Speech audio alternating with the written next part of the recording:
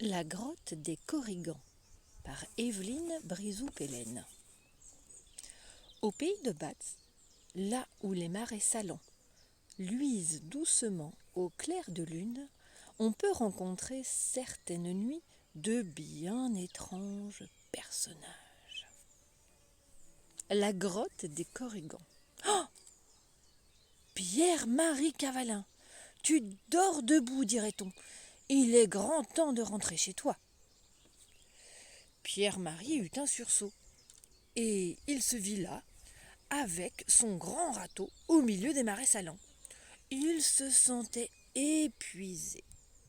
C'est vrai, se dit-il, il fait presque nuit, j'ai dû m'endormir sur mon travail. D'un œil inquiet, il regarda autour de lui et jugea que son tas de sel était assez gros et qu'il avait bien mérité son salaire. C'était heureux, car son salaire suffisait déjà à peine à le nourrir. Il laissa son râteau et rentra chez lui. Le ciel était sombre et tourmenté. La tempête guettait et Pierre-Marie pressa le pas. Il passait près d'un menhir quand il entendit soudain une plainte. « Oh, oh !»« Allons bon, songea-t-il, voilà que je dors déjà et que je rêve. J'ai cru entendre le menhir parler. Oh, oh, y a quelqu'un ? Ah ça, Pierre-Marie ne rêvait pas, c'était bien une voix. Il fit le tour du menhir et aperçut une vieille femme adossée à la pierre. « Je me suis foulé la cheville, gémit-elle d'une petite voix. « Ce sont des choses qui arrivent, reconnut Pierre-Marie. Mais ne vous inquiétez pas, dites-moi où vous habitez, je vais vous ramener chez vous. » « J'habite près de la baie de Scales. » Pierre-Marie réfléchit. « C'est bien loin, remarqua-t-il. Pour ce soir, il vaut mieux que je vous emmène chez moi. Dépêchons-nous avant qu'il ne fasse complètement nuit. » Il chargea avec un peu de peine la vieille sur son dos et fut stupéfait de fléchir sous son poids. Oh, qu'elle était lourde! Au bout d'un moment, Pierre-Marie dut s'arrêter. Il n'en pouvait plus. Comment une aussi petite personne pouvait-elle peser autant ? « Je te vois exténué, intervint la vieille femme. Tant pis, dépose-moi là. » Mais Pierre-Marie n'était pas du genre à se laisser décourager. Il proposa à la grand-mère d'attendre un peu et courut jusque chez lui pour ramener son âne. Heureusement, l'âne ne trouva pas la vieille trop lourde. Il la porta gaillardement jusqu'à la maison. Là, Pierre-Marie la fit asseoir et lui massa la cheville. Puis il avoua. « J'ai honte, mais il ne me reste qu'un crouton de pain à vous offrir. Prenez-le. Moi, je n'ai pas très faim. » Il lui souhaita le bonsoir et, lui laissant son lit, s'en alla dormir à l'écurie avec son âne. Lorsqu'il s'éveilla le lendemain matin, Pierre-Marie fut tout étonné de se retrouver sur la paille avec, de plus, la faim au ventre. Puis, tout lui revint. Il courut voir comment allait la blessée et resta stupéfait. Il n'y avait plus personne. La vieille était partie sans rien dire. Sans rien dire, c'est vrai, mais en laissant sur la table une grande clé brillante comme le soleil et transparente comme l'eau d'une source. Pierre-Marie la prit dans sa main. Elle avait la légèreté d'un pétale de rose. C'était une très belle clé. Que pouvait-elle bien ouvrir ? Le garçon réfléchit, mais comme aucune idée ne lui venait, il la posa sur une étagère et partit au travail. Sur le chemin, il aperçut, de loin, une chose qui se traînait par terre. Inquiet, il s'approcha. C'était Hervé, son voisin. Pierre-Marie n'aimait pas beaucoup Hervé, toujours grincheux, toujours à se plaindre, mais là, Hervé semblait se plaindre à juste raison. Il était couvert de bleu. « Que t'est-il arrivé ?» demanda Pierre-Marie. « Ces maudits corrigans m'ont battu comme plâtre. J'ai mal partout. » Pierre-Marie fut étonné parce que d'ordinaire les Corrigans ne s'attaquent pas aux gens sans raison. Il s'informa. Que leur avais-tu donc fait? Rien. Rien. Ils t'ont battu sans dire pourquoi.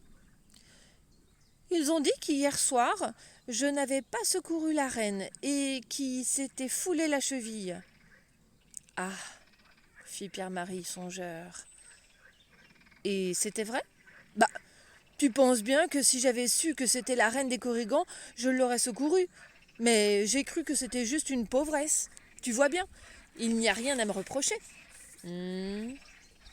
Murmura Pierre-Marie.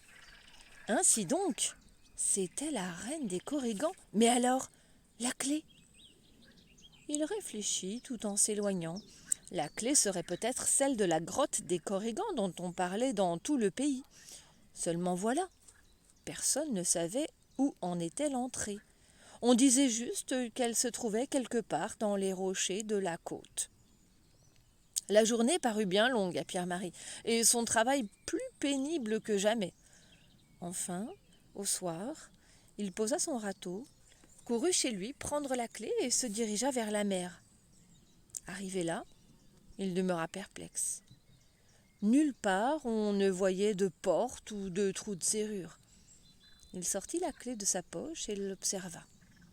C'est alors que le dernier rayon du soleil la frappa, renvoya sa lumière sur le rocher et Pierre-Marie n'en crut pas ses yeux. Le reflet du soleil y découpait la forme d'une serrure. Sans réfléchir, il introduisit la clé et la roche s'ouvrit. Ah, Pierre-Marie demeura pétrifié. Il était à l'entrée d'une grotte aux parois de cristal qui diffusait une douce lumière. Le sol était tapissé de poudre d'or. Plus loin, des Corrigans jouaient aux boules avec des pierres précieuses, tandis que d'autres se balançaient sur des fils de soie. Au centre de la grotte, dans une auréole blanche, trônait une femme, et très belle, que Pierre-Marie crut d'abord n'avoir jamais rencontrée. Pourtant elle dit « Tu ne reconnais pas la petite vieille du menhir, Pierre-Marie ? Tu as été bon et généreux, et je t'ai prêté ma clé. Mais il faut maintenant que tu me la rendes, car tu ne peux pénétrer qu'une seule fois dans la grotte. Tu vois ces 2 grands sacs? Remplis-les de tout ce qui te fait envie et emporte-les. Toutefois, n'oublie pas ceci. Au lever du soleil, tu dois être de retour chez toi. » Pierre-Marie pensa qu'on n'était qu'au soir et que rien ne pressait. Il commença tout de même à cueillir des fleurs au cœur de diamants, des lianes d'argent, des pierres précieuses qui traînaient un peu partout, et compléta sa récolte avec quelques pelletées de poudre d'or. Puis il posa ses sacs près de la porte. Il avait maintenant tout son temps.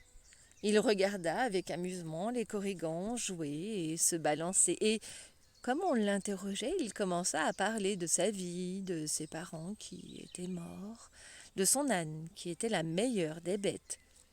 Il réagit soudain, se rappelant qu'il était dans la grotte et que s'il faisait clair comme un plein jour, la nuit était tombée dehors depuis longtemps. Il s'excusa, chargea ses sacs et repartit rapidement. Hélas, les premières lueurs de l'aube réveillaient déjà la plage. Il se mit à courir dans les rochers. Au lever du soleil, avait dit la reine, tu dois être de retour chez toi. Vite, vite! Déjà il faisait clair. Vite, vite! Sa maison lui semblait bien loin. Trop loin. Pierre-Marie n'en pouvait plus de galoper. Ses jambes tremblaient de fatigue. Il trébuchait sur le chemin. Au moment où il passait devant le menhir, il s'aperçut que le soleil pointait à l'horizon. Il se jeta à genoux, creusa sous la grotte, sous la grosse pierre de toutes ses forces, et y enfouit un sac. Il saisissait le 2e quand un rayon de soleil frappa le sac qui se dégonfla aussitôt, et ça fait ça. Il était vide. Pierre-Marie se lamenta. tout un sac d'or et de diamants perdus. Puis il songea que l'autre était sauvé, qu'il devait juste attendre la nuit suivante pour le récupérer et que, après tout, ce serait bien suffisant pour ses besoins. Et il rentra chez lui en imaginant tout ce qu'il pourrait faire avec ses richesses. Pierre-Marie n'alla pas travailler. Il attendit avec patience le coucher du soleil et fila d'une traite jusqu'au menhir. Il creusa et tira sur le sac, mais celui-ci ne voulait pas venir. Il creusa et tira encore de toutes ses forces. Hélas, le menhir refusait de lui rendre son trésor. Ses mains s'écorchaient sur les cailloux et le sac ne bougeait pas. Au matin, il se laissa tomber au pied du rocher. Il avait travaillé toute la nuit sans succès. C'est à ce moment qu'Hervé passa par là. « Qu'est-ce que tu fais ?» demanda-t-il avec curiosité. « Oh, Hervé, aide-moi, je te donnerai la moitié de ce que contient ce sac. » Sans réfléchir et sûr qu'il faisait une bonne affaire, Hervé s'arc-bouta sur le sac et qui résista tout autant. « Que faites-vous » demanda une petite voix. Pierre-Marie leva la tête. Une fillette se tenait devant eux. « Aide-nous, lui demanda-t-il, et tu en auras ta part. »« Du tout, grogna Hervé. Nous n'avons pas besoin de toi, fiche le camp d'ici. » Et, sous ses yeux ébahis, la fillette se transforma en vieille femme. La vieille femme qui...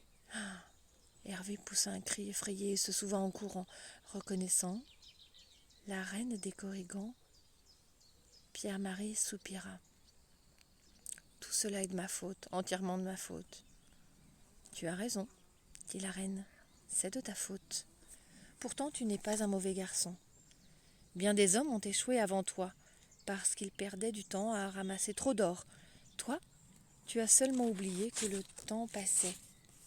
Aussi je te donne ce petit gâteau pour te consoler. » Pierre-Marie prit le paquet que la reine des Corrigans venait de lui tendre et, se demandant ce qu'il contenait, courut chez lui pour l'ouvrir. Hélas, il n'y avait là qu'un plat de bois. Il soupira. Avec toute cette histoire, il n'avait pas pris le temps d'acheter à manger et la faim le torturait. Bien sûr, il ne pouvait pas avoir de faisan, ni de langoustes, ni de fruits, ni de gâteaux, mais il avait assez d'argent pour un morceau de pain. Il ouvrit les yeux ronds. Voilà que dans le plat de bois étaient apparus des faisans et des langoustes, des fruits et des gâteaux et des morceaux de pain. Il pensa encore des asperges et un cuisseau de chevreuil. Ils débordèrent aussitôt du plat. Pierre-Marie éclata de rire. À quoi bon l'or du sac? Il avait là tout ce qu'il lui fallait. Pour lui, pour sa femme quand il se marierait, pour ses enfants quand il en aurait, et pour tout le village. « Merci » cria-t-il en riant. Il espéra que la reine l'avait entendu. En tout cas, jamais plus il ne la revit. Et le sac, vous demandez-vous? Eh bien, d'après ce que l'on dit, il est toujours sous le menhir. Si vous allez y voir...